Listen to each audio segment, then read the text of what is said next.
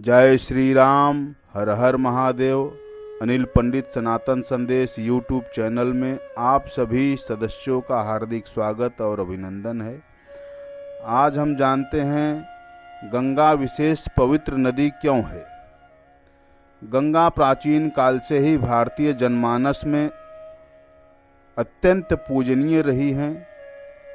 इनका धार्मिक महत्व जितना है विश्व में शायद ही किसी नदी का होगा। यह विश्व की एकमात्र नदी है जिसे श्रद्धा से माता कहकर पुकारा जाता है। महाभारत में कहा गया है, महाभारत की कथा में गंगा पुत्र भीष्म की माता स्वयं माता गंगा ही थी। और गंगा दर्शनार्थे मुक्ति, गंगा के दर्शन से ही मुक्ति संभव हो पाती है। अर्थात जैसे अग्नि ईंधन को जला देती है, उसी प्रकार सैकड़ों निषिद्ध कर्म करके भी यदि गंगा स्नान किया जाए तो उसका जल उन सब पापों को भस्म कर देता है। सतयुग में सभी तीर्थ पुण्यदायक होते हैं। त्रेता में पुष्कर और द्वापर में कुरुक्षेत्र तथा कलयुग में गंगा की सबसे अधिक महिमा बताई गई है। नाम लेने मात्र से गंगा पापी को पवित्र कर देती हैं। देखने से सौभाग्य तथा स्नान या जल ग्रहण करने से 7 पीढ़ियों तक कुल पवित्र हो जाता है।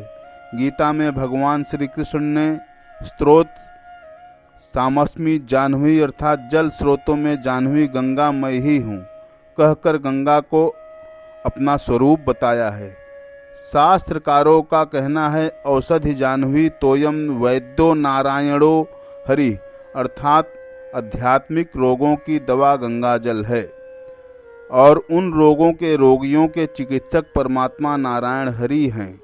गंगा का आध्यात्मिक महत्व शास्त्रों में विस्तार से बताया गया है। पद्म पुराण में कहा गया है कि गंगा के प्रभाव से मनुष्य के अनेक जन्मों के पाप नष्ट हो जाते हैं और अनंत पुण्य प्राप्त होते हैं। स्वर्ग लोक में निवास मिल जाता है। अग्नि पुराण में कहा गया है कि गंगा सद्गति देने वाली है। जो नित्य गंगा जल सेवन करते हैं वे अपने वंश सहित तर जाते हैं। गंगा स्नान, गंगा जल के पान तथा गंगा नाम का जप करने से असंख्य मनुष्य पवित्र और पुण्यवान हुए हैं। गंगा के समान कोई जल तीर्थ नहीं है। स्कंद पुराण में कहा गया है कि जैसे बिना इच्छा के भी स्पर्श करने पर आग जला ही देती है, उसी प्रकार अनिच्छा से भी गंगा स्नान करने पर गंगा मनुष्य के पापों को धो देती है। गंगा जल पर किए गए शोध कार्यों से स्पष्ट है कि यह वर्षों तक रखने पर भी खराब नहीं होता। स्वास्थ्य वर्धक तत्वों का बाहुल्य होने के कारण गंगा का जल अमृत के तुल्य सर्व रोगनाशक, पाचक, मीठा, उत्तम, हृदय के लिए हितकर, पथ्य, आयु बढ़ाने वाला तथा त्रिदोष नाशक होता है। इसका जल अधिक संतृप्त माना गया है। इसमें पर्याप्त लवण जैसे कैल्शियम, पोटेशियम, सोडियम आदि पाए जाते हैं और 45% क्लोरीन होता है जो जल में कीटाणुओं को पनपने से रोकता है। इसी की उपस्थिति के कारण पानी सड़ता ही नहीं है और न ही इसमें कीटाणु पैदा होते हैं। इसकी अम्लीयता, क्षारीयता लगभग समान होती है। गंगा जल में अत्यधिक शक्तिशाली कीटाणु निरोधक तथा क्लोराइड पाया जाता है। डॉक्टर कोहिमान के मत में जब किसी व्यक्ति की जीवनी शक्ति जवाब देने लगती है, उस समय यदि उसे गंगा जल पिला दिया जाए तो आश्चर्यजनक ढंग से उसकी जीवन शक्ति बढ़ती है और रोगी को ऐसा लगता है कि उसके भीतर किसी सात्विक आनंद का स्रोत फूट रहा है। शास्त्रों के अनुसार इसी वजह से अंतिम समय में मृत्यु के निकट आए व्यक्ति के मुंह में गंगा जल डाला जाता है। गंगा स्नान से पुण्य प्राप्ति के लिए श्रद्धा आवश्यक है। इस संबंध में एक कथा है। एक बार पार्वती माता ने शंकर भगवान से पूछा, गंगा में स्नान करने वाले प्राणी पापों से छूट जाते हैं?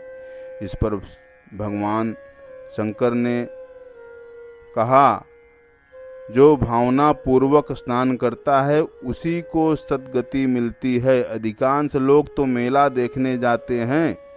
पार्वती के इस जवाब से संतोष नहीं मिला। शंकर जी ने कहा, चलो तुम्हें इसका प्रत्यक्ष दर्शन कराते हैं। गंगा के निकट शंकर जी कोढ़ी के रूप में बैठ जाते हैं और साथ ही माता पार्वती जी सुंदर स्त्री का रूप धारण कर बैठ जाती हैं।